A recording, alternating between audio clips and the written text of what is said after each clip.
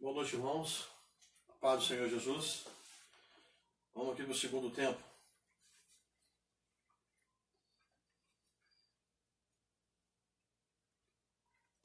Quero convidar você a abrir sua Bíblia em Tito 2. Nós vamos meditar aqui no livro, na carta de Paulo, escrito a Tito, no capítulo 2, nos versículos 11 ao 13. Conforme havia dito no período da escola dominical, vamos falar sobre a manifestação da graça.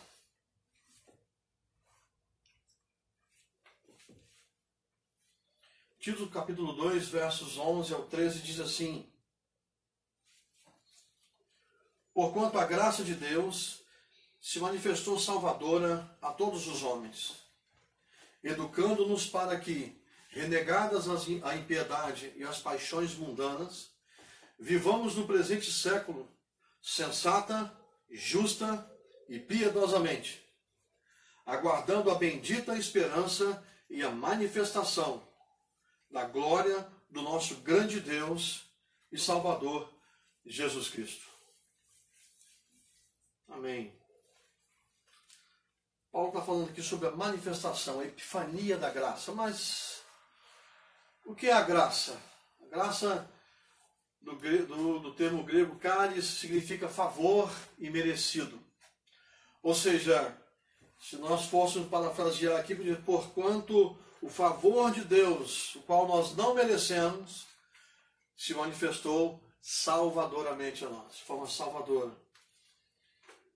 E Paulo segue dizendo que a graça, após se manifestar de forma salvadora, ela se manifesta de forma educadora.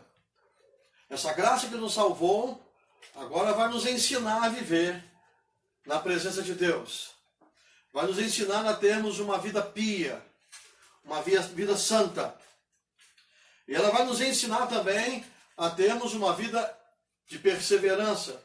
Versículo 13, fala que enquanto aguardamos a bendita esperança e a manifestação, ou seja, a segunda vinda de Cristo, quando ele estará voltando para buscar a sua igreja. É importante nós entendermos que a graça não foi uma medida provisória de Deus. A graça não foi uma ideia de última hora que Deus teve. Não, a graça ela já estava preparada por Deus para que no tempo certo, determinado por Deus, viesse a se manifestar.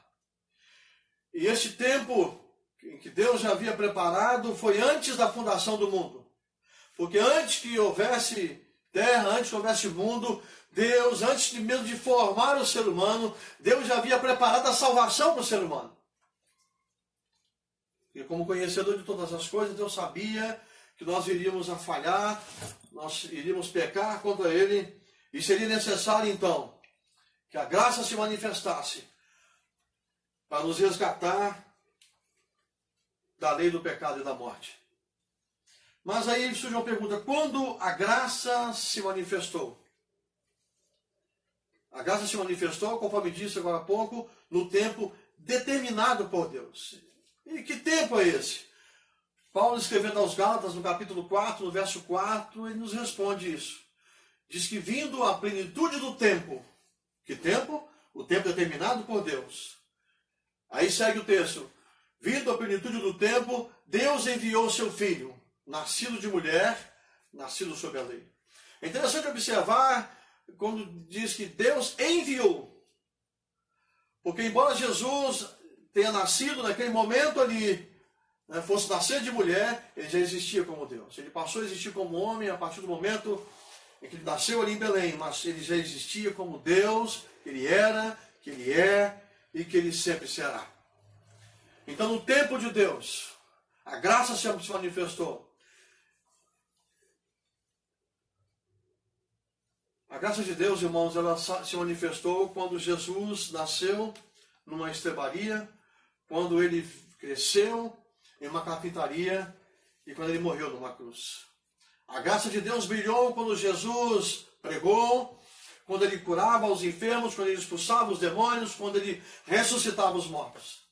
A graça de Deus resplandeceu quando Jesus entregou a sua vida na cruz e ao terceiro dia Naquela manhã gloriosa de domingo, ele ressuscitou. E a graça de Deus superabundou em um mundo onde abundava o pecado. Mas a quem a graça de Deus se manifestou? O texto também nos responde. Diz que a graça de Deus se manifestou salvadora a todos os homens. Mas é importante nós dizermos e deixarmos claro aqui que o fato de a graça de Deus ter se manifestado a todos os homens não quer dizer que todos serão salvos. João 3,16 diz que Deus amou o mundo de tal maneira que enviou o seu único Filho para todo aquele que nele crê. Então é preciso crer em Jesus para ser salvo. João capítulo 1, verso 12 diz que a todos quanto receberam, foi-lhes dado o poder de serem feitos filhos de Deus. Embora o desejo do Senhor é que seja que todos sejam salvos, mas para ser salvo é necessário crer em Jesus. É necessário receber Jesus no seu coração. Por maior que seja o ser humano aqui na terra, por mais que ele tenha riquezas, isso não quer dizer nada. Para que possamos ter uma vida com Deus, é importante que tenhamos primeiro um encontro com Jesus. Façamos uma entrega ao Senhor Jesus. Não tem outro caminho para a salvação. João 8,32 diz que se o Filho vos conhecereis a verdade, e a verdade vos libertará. No verso 36 diz que se o Filho, se Jesus vos libertar, verdadeiramente seria vivo. Não é se o pastor libertar, se o Papa, se o Padre, Maria, não. É se Jesus libertar. O caminho para a salvação passa por Jesus. Jesus é a manifestação da graça. Jesus é a graça de Deus em ação. Então todo aquele que almeja ter uma vida com Deus, precisa ter um relacionamento, ter um encontro com Jesus. E se render a Ele. E o apóstolo Paulo segue dizendo que a graça de Deus ele se manifestou também de mais duas formas. Primeiro, se manifestou, primeiro trazendo salvação. A graça de Deus se manifestou a nós, trazendo salvação. Versículo 11. Efésios 2,8 diz: pela graça sois salvos, mediante a fé. Isso não vem de vós, não vem de nós. É dom de Deus. Em Jesus, irmãos, a graça, ela se coloca como um sol raiando sobre um mundo escurecido pelo pecado. Jesus, como eu disse, ele é o agente da salvação. É através dele, é por meio dele. Ele mesmo diz: eu sou o caminho e a verdade e a vida, e ninguém vem ao Pai senão por mim. Amados, nunca se ouviu falar tanto em Jesus.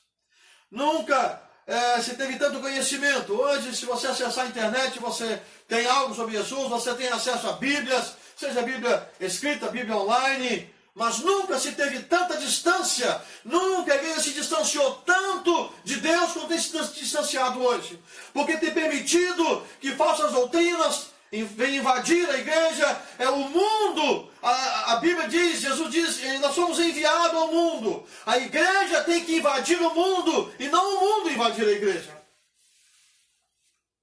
Fato é que isso tem sido responsabilidade da igreja, nossa responsabilidade. Porque às vezes não temos feito como deveríamos fazer.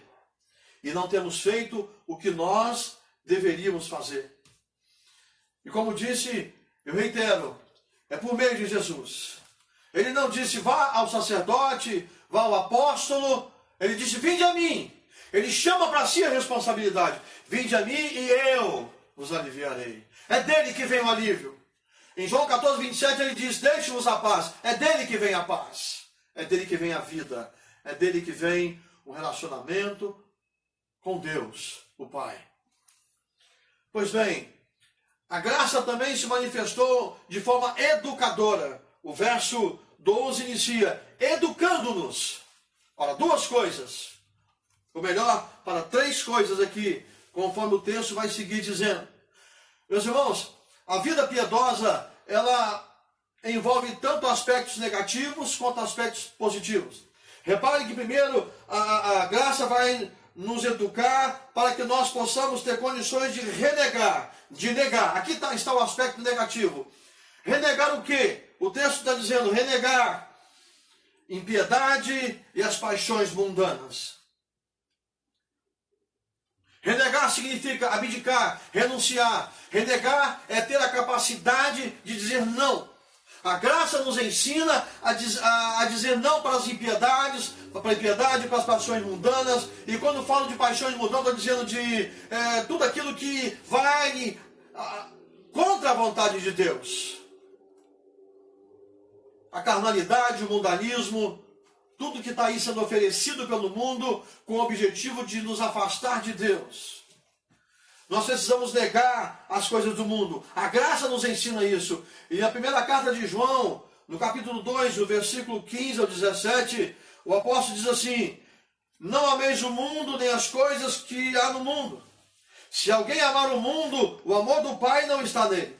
Porque tudo que há no mundo, a concupiscência da carne, a concupiscência dos olhos e a soberba da vida, não procede do Pai, mas procede do mundo. Ora, o mundo passa, bem como a sua concupiscência. Aquele, porém, que faz a vontade de Deus, permanece para sempre. A graça nos ensina a dizer não para o mundo. A graça nos ensina a dar as costas para as coisas do mundo. A graça nos ensina a nos afastar do pecado. Por quê? Porque a graça também vai nos ensinar uma segunda coisa. Ela vai nos ensinar a vivermos no presente século, como diz o texto, de três formas. Primeiro, de forma sensata, de forma justa e de forma piedosa. A graça que nos ensina a nos afastar da impiedade é a mesma graça que nos ensina a vivermos piedosamente. Quando o texto fala que a graça nos ensina a vivermos neste presente século de forma sensata. Sensata aqui fala do relacionamento do cristão consigo mesmo. E quando fala de sensatez, fala de domínio próprio. Fala de você ter moderação. É ter os seus instintos, seus desejos, suas vontades sob total e absoluto controle. Viver de uma forma sensata é viver controlando suas vontades. É trazer em rédeas curtas o eu, a carne e qualquer desejo que não vai de encontro com a vontade de Deus. Mas a graça nos ensina também a vivermos no presente século de forma justa. E quando fala de forma justa, fala do nosso relacionamento com o nosso próximo. Uma pessoa justa não é aquela pessoa que se coloca acima dos outros.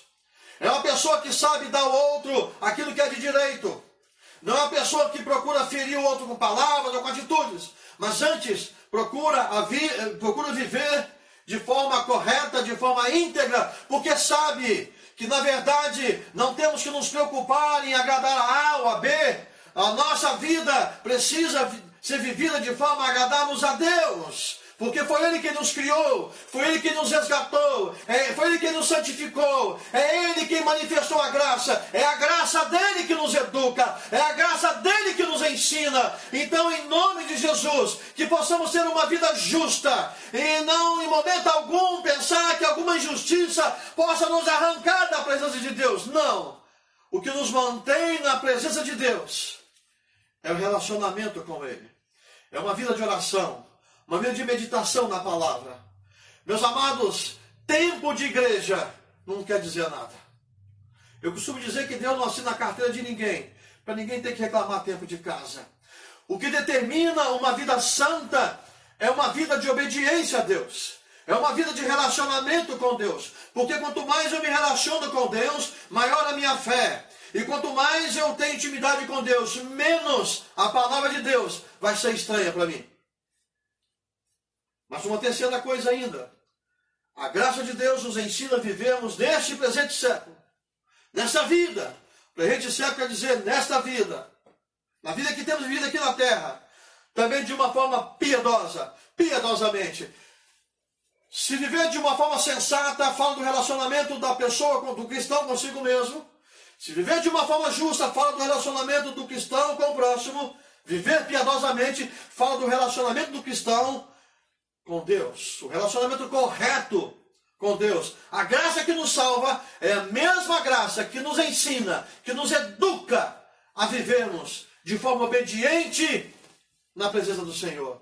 É interessante que o termo grego aqui usado na palavra usar, significa educar a criança. Porque quando nós nos convertemos ao Senhor, somos como crianças. E precisamos ser educados, e assim é a nossa vida. E vamos crescendo no conhecimento e na graça do Senhor Jesus, e vamos então enrobustecendo a nossa fé, e o que Deus almeja que nós façamos dia após dia, é que na nossa vida possamos buscar crescer, não apenas no conhecimento, não apenas na graça, mas na fé. E de modo que tenhamos uma vida maiúscula diante de Deus e diante da sociedade. De modo que aquilo que nós falamos seja exatamente aquilo que nós estamos vivendo. Longe de nós, vivemos uma vida totalmente alienada, uma vida distanciada entre palavras e atitudes. Quantos cristãos hoje pregam por trás dos púlpitos, ensinam em escola dominical, e dizem ser cristão, carregam a Bíblia, mas aquilo que falam está totalmente divorciado, distanciado daquilo que vivem. Dando um péssimo exemplo. Por quê? Porque um dia disseram sim para Jesus, mas nunca buscaram aprender com a graça. Nunca se deixaram ser educados pela graça. É como aquela geração que saiu do Egito. Saíram do Egito, mas jamais entraram na terra, porque nunca deixaram o Egito sair de dentro deles. E assim acontece, irmãos, quando aceitamos a Jesus, se nós não nos permitirmos sermos educados pela graça, a fim de que deixemos de lado tudo aquilo que ficou para trás, não vamos ter condições de ter uma vida santa. Meus amados, isso tem que ser um assunto resolvido na nossa vida, porque conforme diz 2 Coríntios 5,17, aquele que está em Cristo é nova criatura, as coisas velhas precisam ficar para trás. Você tem deixado a sua antiga vida para trás? Tem deixado as vontades da carne para trás? Tem buscado viver uma vida piedosa, uma vida sensata, uma vida justa e uma vida piedosa? E finalmente, a graça vai nos ensinar, vai nos educar a termos uma vida no presente século, a vivermos a nossa vida aqui nessa terra de forma perseverante, porque a nossa maior esperança, porque o melhor dizendo, a nossa única esperança é a volta de Jesus. Não esperamos nada nessa terra, não esperamos nada dessa terra, nossa pátria não é aqui, nós somos peregrinos nessa terra, estamos de passagem aqui, o nosso lar não está aqui, o nosso lar definitivo não é aqui. Jesus em João 14, versículo 1 diz, não se turbe o vosso coração, credes em Deus e também em mim. Na casa do meu Pai há muitas moradas, é lá que está a nossa morada, é lá que está o seu lugar eterno. Mas para que possamos chegar lá, precisamos viver o que está sendo escrito aqui, sendo pregado aqui essa noite. Precisamos permitir que a graça nos eduque. Não sejamos educados pela nossa vontade, não sejamos educados pelo mundo. Paulo diz em Romanos 12:2, rogo-vos, pois, irmãos, pela compaixão de Cristo, que não vos conformeis com este mundo. Quantos crentes, irmãos, infelizmente, estão sendo moldados pelo mundo, conformados pelo mundo, educados pelo mundo. Um crente educado pelo mundo é um crente deseducado, mal educado na palavra. É alguém que não teve experiência com Deus ainda. Mas essa noite, eu te conclamo, eu te convido, em nome do nosso Senhor Jesus Cristo, que está aqui, está aí, do teu lado também, que nos permita-se ser educado pela graça, alcançado por ela, educado por ela, em nome de Jesus. John Stott escrevendo disse, aquele que apareceu brevemente no cenário da história e desapareceu, ele vai reaparecer novamente. Ele apareceu primeiro em graça e vai reaparecer em glória, porque todo olho verá. Quando a trombeta tocar no último dia, todo olho verá o Senhor Jesus, aquele que veio manifestar graça, nascido de mulher sob a lei. Ele vem agora, seguido dos seus anjos, em glória, em Deus como Ele é, com toda a sua glória, com todo o seu resplendor, majestosamente, gloriosamente, superlativamente, poderosamente, buscar a sua igreja, a igreja que se permitiu ser educada pela graça, santificada pela palavra, palavra, essa igreja vai subir, essa igreja vai morar com o Senhor da glória. E eu te convido esta noite, diga não para o mundo, diga não para você mesmo, diga não para tudo aquilo, ou para todo aquele que vai contra a vontade de Deus. Esta é a noite da graça, esta é a noite da graça, esta é a noite da salvação. Meus irmãos, o mundo pode estar em crise, mas Cristo está no controle, o nosso Deus está no trono, Ele tem o cetro de justiça, e o Senhor é aquele que peleja por nós. Eu quero concluir com os 3 tempos da graça.